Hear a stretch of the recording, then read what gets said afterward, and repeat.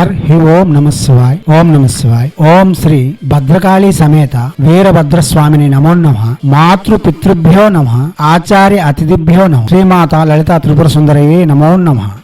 శివశక్తి స్వరూపులారా, ఆకస్మిక ధనలాభమునకు లేక ఆకస్మిక ధన ప్రాప్తికి సహజ సుందరమైన మహత్తరమైన మహామంత్రము ఇది. ఈశావ్యాస ఉపనిషత్తును ప్రతిపాదిస్తూ చేయబడిన మంత్రం. ఈ మంత్రము ప్రతిరోజు 74, 108 లేక 8 మాలలు ఉదయం 4:30 నుండి 8 గంటలలోగా కులదేవతారాధన ఇష్టదేవతారాధన పూర్తి చేసుకుని యథాశక్తి జపం చేస్తూ 40 రోజులు దీక్షా గంగను వదిలై పూర్తి చేయగలిగితే మనకు అఖండమైన ధన ప్రాప్తి లేక ఆకస్మిక ధన ప్రాప్తి లభిస్తుందని ఈశావ్యాస ఉపనిషత్తు ప్రతిపాదనలో తెలియజేస్తూ ఉన్నారు. కాబట్టి మంత్రం చాలా చిన్నది కాబట్టి ఎవరైనా చేసుకొని వ్యాస భగవానుని యొక్క మహాలక్ష్మి యొక్క అనుగ్రహంతో ఆకస్మిక ధనలాభము మరియు అఖండ ఐశ్వర్యము తప్పక పొందగలరు. దివ్యాత్మ స్వరూపులారా, ప్రసంగములను వినండి, అవగాహన పెంచుకొని జపములకు ఉపక్రమించండి. మంత్రము ఓం ఈశావాస్యంచ గుహ్యం.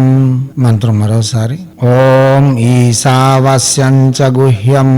మంత్రం మరోసారి ఓం ఈశావాస్యంచ గుహ్యం.